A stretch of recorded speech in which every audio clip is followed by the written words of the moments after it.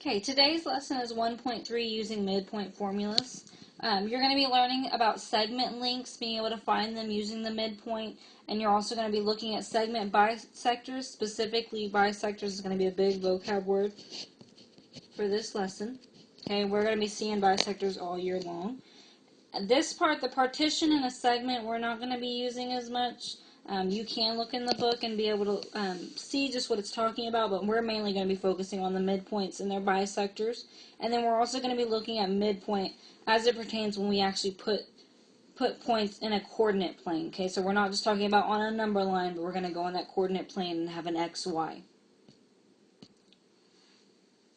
So midpoint is the very middle of a segment. Okay, just you can think of mid just being the word middle.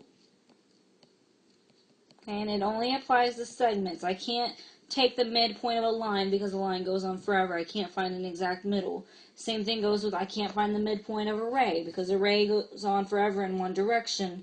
There is no exact middle. Okay, so it does have to be a segment. When we are talking about a midpoint, it's always going to be labeled as this capital M. Okay, when we're referring to it. Now, you may see a picture where maybe they already have a point and they want you to say, hey, which point would be the midpoint? But typically, whenever we want to label it, we're going to go ahead and call that point capital M. So in this case, M is going to be the midpoint of segment AB. So that would mean that AM, segment AM, would be equal to segment MB, or also called congruent.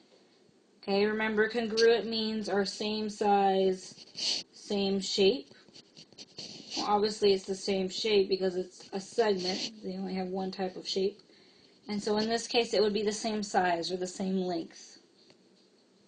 And so that's what the second part is saying. This part where it just has the letters with no segment above them. Remember that means the length of that segment. So that's just saying that the lengths are the same.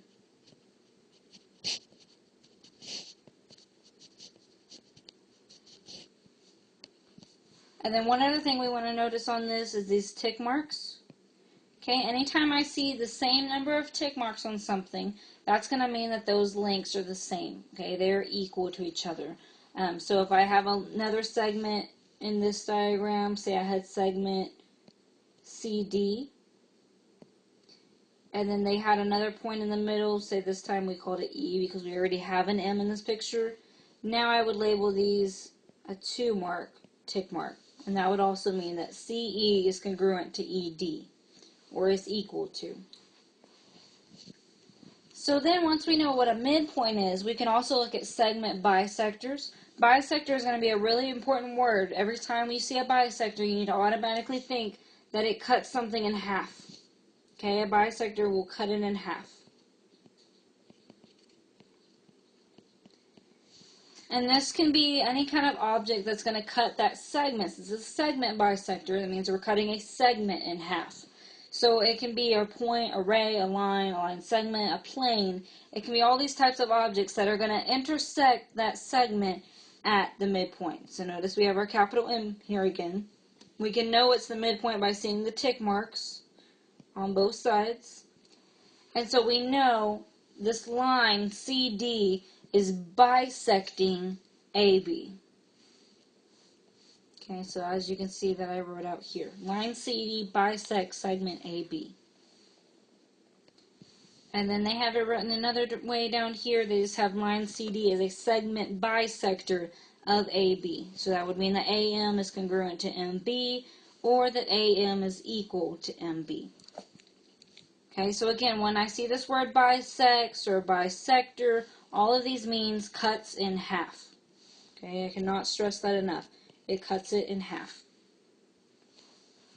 So we're going to look at this example problem. In a skateboard design, it tells us that WV, or my bad, they have it written as VW, bisects XY at point T. Okay, so again, in this case, we're going to have a bisector. So when I see this, I'm thinking it's going to cut it in half. Okay, immediately cuts in half. So if I look at this diagram, I can see that VW is here. So that means it is a bisector.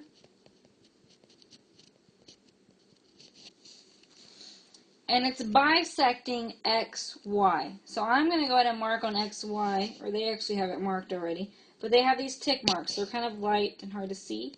Okay, but they do have tick marks showing that they are equal to each other. So that means T, if this VW is bisecting XY, that would mean that T is my midpoint of XY. So it tells me that XT is 39.9 centimeters. And it wants me to find XY. Okay, so XY would be the total from X to Y. This is what we're looking for. So XY is equal to our question mark, what we're looking for. We know that XT is equal to XY, so that's a known that we have. Or not XY. XT is equal to TY. My mistake. And so we can look at this and already know that those are equal to.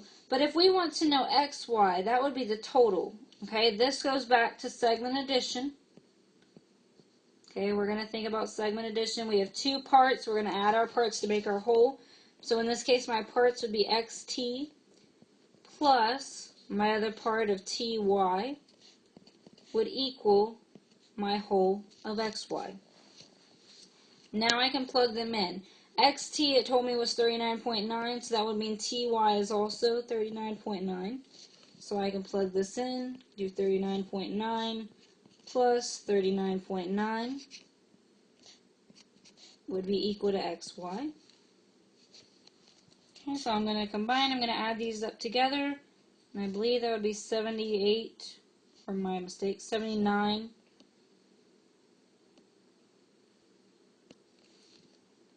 Would be 79.8 would be equal to XY.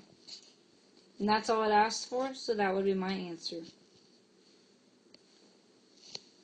Okay, so before we move to this next part of a midsegment and a coordinate plane, I want to look at one more type of problem. Would be finding a midpoint on a number line. Okay, so when we look at this, I'm going to have two different points that I've created here.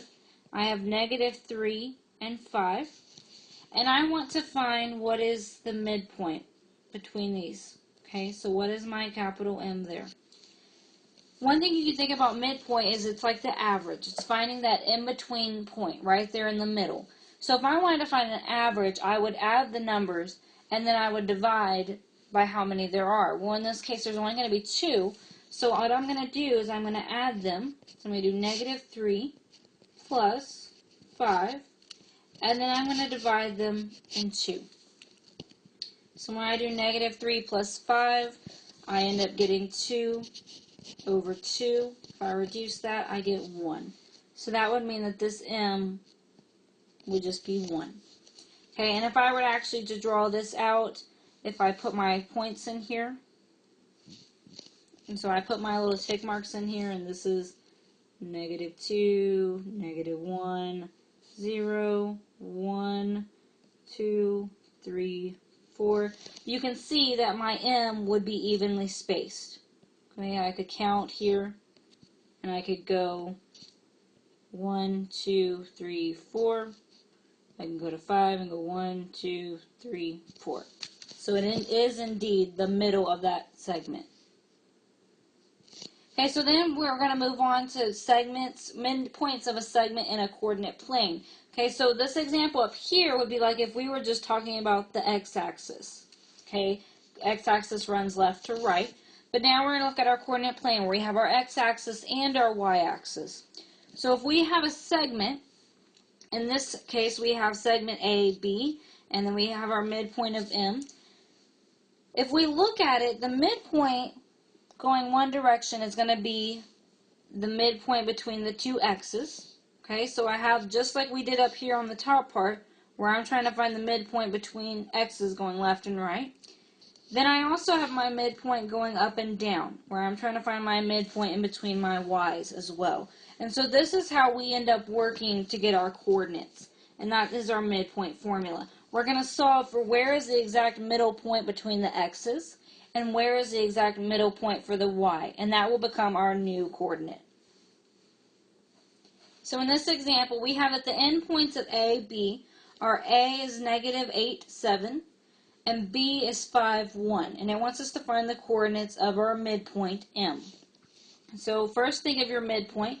My midpoint is x1 plus x2 over 2, comma, because remember it's in the form of a coordinate point, y1 plus y2 over 2. So when I look at this, I have an x1, an x2, a y1, a y2. That automatically means I'm using two different points. So whenever I start this problem, I'm going to go ahead and label it. And I'm going to say this point A, because it came first, is going to be my x1, y1.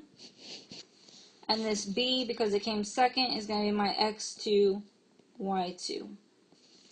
And so now all I have to do is plug them back in. So I'm going to have my M of my x1, which was negative 8, plus my x2, which is 5, over 2, comma, my y1 of 7, plus my y2 of 1, over 2. And then I'm just going to solve. So my midpoint is, I have negative 8 plus 5. That'll give me negative 3 over 2. And then I have 7 plus 1, so that gives me 8 over 2. I'm going to look to see whether or not I can reduce these fractions. I'm going to go ahead and leave them in fraction form just because they're more exact and they're a little bit nicer looking than those pesky decimals. So I had negative 3 over 2. I'm going to leave that one. But I can reduce 8 over 2. So 8 divided by 2 just gives me positive 4. So my answer here would be the midpoint is negative 3 over 2, comma 4. And if we were to graph this and grid it, then you would be able to see that it would indeed look like the middle of that segment. So then we have one other. We have the midpoint of PQ is M2, negative 3. We have one endpoint is P4, 1, and it wants us to find the coordinates of endpoint Q. Okay, so I'm just going to draw what this looks like. We have the midpoint of the segment PQ. So that means we have a segment over here that starts with P, it goes to Q, and then obviously we're talking about midpoint, so we have a midpoint in the middle, that's M. And it tells us that our midpoint is 2, negative 3 here, and that our one endpoint of P is 4, 1. Okay, so this is kind of confusing because our formula for midpoint is just finding the actual midpoint. Okay, so instead, how we're going to work this, okay, and it's pretty simple, but remember, this only works if you are given the midpoint. Okay, it doesn't work if you're given the two endpoints. Okay, so one key thing with looking at these types of problems is you need to see what you're looking for. So in this case, we're looking for an endpoint, and that's why this method will work. So I'm going to write them in order, and I'm actually going to erase this, and I'm going to basically turn my segment on its side, so it's in an up and down format. And I'm going to start with the point that I know on the top. So I'm going to start with P up here, and I have P is 4, 1. Then I'm going to go down. I have my midpoint of 2, negative 3. And then I'm looking for my Q. Right? I have blank, comma, blank. I'm going to look at this problem, and I'm going to say, how do I get from this spot of X to this one? Okay, so first of all, look at it. If I want to go from 4 to 2, if I'm thinking about a number line, would I have to add or subtract? Okay, obviously the number is getting smaller, going from 4 to 2. I would have to subtract because it's going smaller. So if I'm subtracting, now I want to know how much. So from 4 to 2, I would subtract 2. If I do that up here, remember these are evenly spaced from P to M and M to Q. So that means I would have to subtract 2 down here as well. So now I simply solve this and I do 2 minus 2. And it's going to give me 0. And I'm going to do the same thing for my y. So I'm going to look from 1 to negative 3. Would I add or subtract? Okay, it gets smaller. So obviously I know I'm subtracting. And then from 1 to negative 3, I have to subtract 4. If I do that on the top half, I know these are equal, so I need to subtract 4 down here as well. So now I have negative 3 minus 4, which gives me negative 7. And so that tells me that my end point of Q has the coordinates 0, negative 7. Now, one other thing you could do with this is you could check your work. Remember, that's always an option. So if I wanted to do my midpoint formula of x1 plus x2 over 2, comma, y1 plus y2 over 2. If I plug in these endpoints into this formula, it should give me my m of 2, negative 3. So if I do that, I would get 4 plus 0 over 2, and then I would get 1 plus a negative 7 over 2. This one would give me 4 over 2, comma, 1 plus negative 7 would give me negative 6 over 2. I simplify that, I'm going to get m is 2, negative 3, which does indeed check out if I were to take this and I look back at what I started with.